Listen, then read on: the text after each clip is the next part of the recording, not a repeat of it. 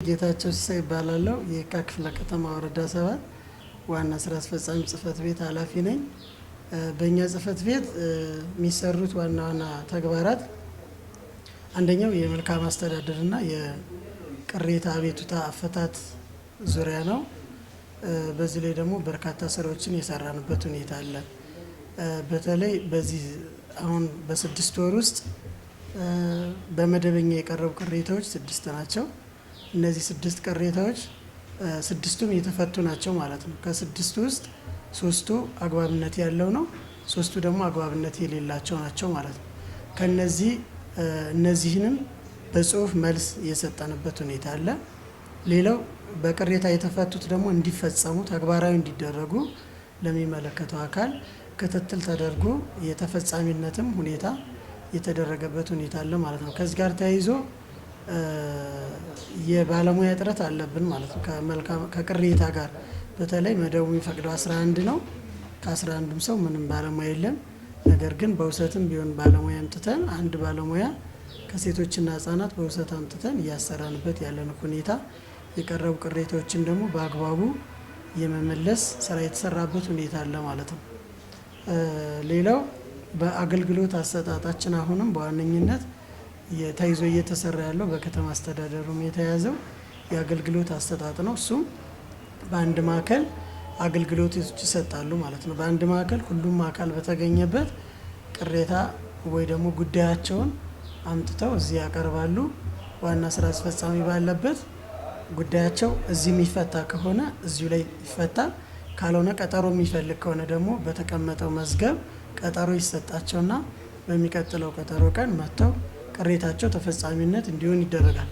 ይህ ካልሆነ ደግሞ በመደበኛው ቅሬታ እንዲታይ የሚደረግበት ሁኔታ፣ በመደበኛው ቅሬታ ታይቶ ውሳኔ ተመርምሮ የመመሪያው የሚለው 143/2015 የሚለው ምንድነው? የቅሬታ አፈታት ዙሪያ ላይ ከተመረመረ በኋላ ቅሬታው እንትን ካለ በኋላ የሚያጸድቀው የመስሪያ ቤቱ የበላይ ኃላፊ ነው ማለት ነው። ስለዚህ የኛ የመስሪያ ቤቱ የበላይ ኃላፊ የወረደው ዋና ስራ አስፈጻሚ ስለሆነ ለሱ ይጸድቅና ለባለጉዳዮቹ መልስ ይሰጥበታል ማለት። ሁለተኛው በየተቋማት የምንሰራው ስራ ምንድነው?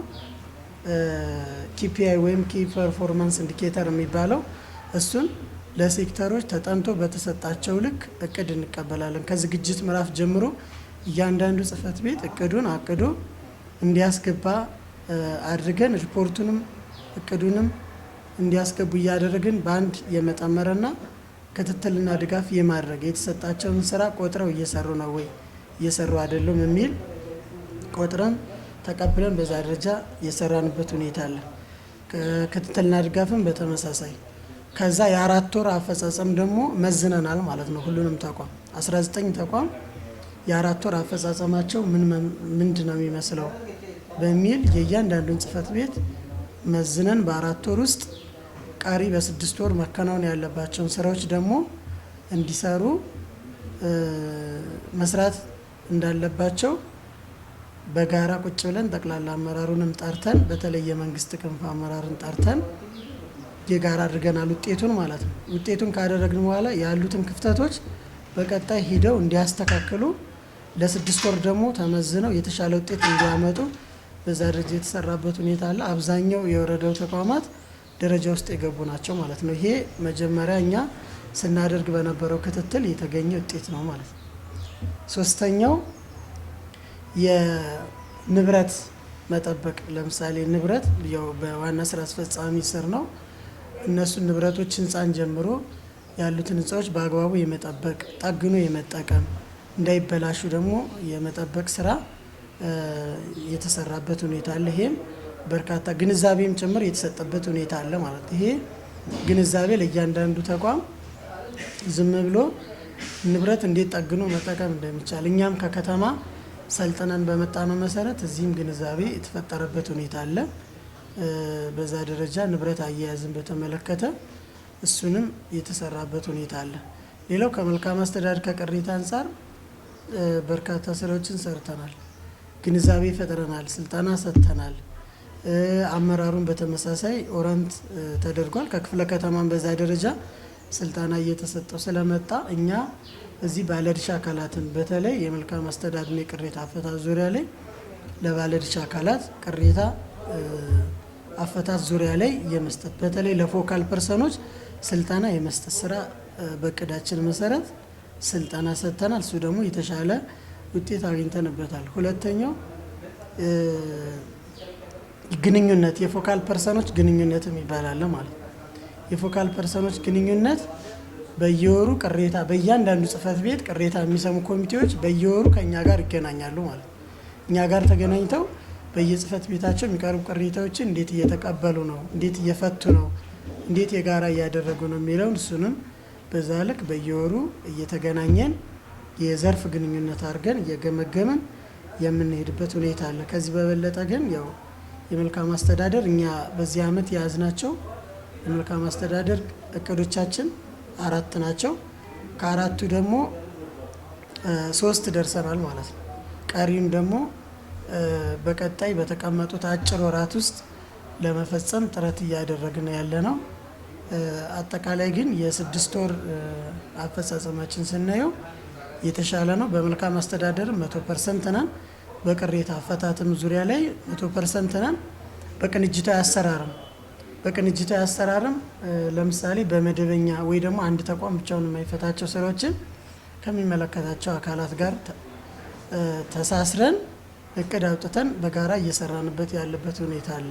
በተለይ የኮሪደር አካባቢ ላይ ጽዳቱን፣ ውበቱን የመጠበቅ ስራ ላይ የተሰሩ ልማቶች ደግሞ እንዳይበላሹ አደጋም እንዳይደርስባቸው በቅንጅት እሱ እየተሰራበት ያለ ሁኔታ አለ። እሱም ላይ የተሻለ ውጤት ያገኘንበት ሁኔታ አለ።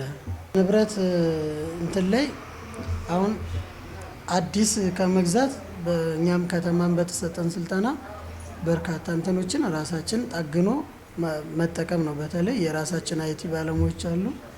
እነሱ የአይቲ ባለሙያዎች ወደ ሌላ ሳንሄድ በተቻለ መጠን በራሳቸው ተጠግነው በተለይ ፕሪንተሮች፣ ኮምፒውተሮች እንደዚህ አይነት ነገሮችን መለስተኛ ጥገና የሚያስፈልጋቸውን በዛ ደረጃ ጠግነን እንድንጠቀም የተደረገ ፎቶኮፒ ማሽኖችን በተመሳሳይ በዛ ደረጃ ጠግኖ እንዲጠቀምበት የተደረገ ሁኔታ አለ።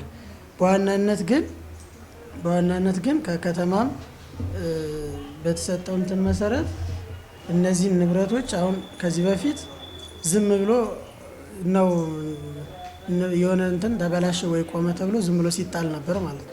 እሱን ግን እኛ በአግባቡ አስቀምጠን ለሚመለከተው አካል በደብዳቤ እያሳወቀን ተጠግነው ደግሞ አገልግሎት ላይ እንዲውሉ በእርግጥ በራሳችን እንደ ተቋም በተለያየ ከውጭ ከበጎ ፈቃደኞችም ከምንም ተነጋግረን እንዲጠገኑ የምናደርግበት ሁኔታ አለ።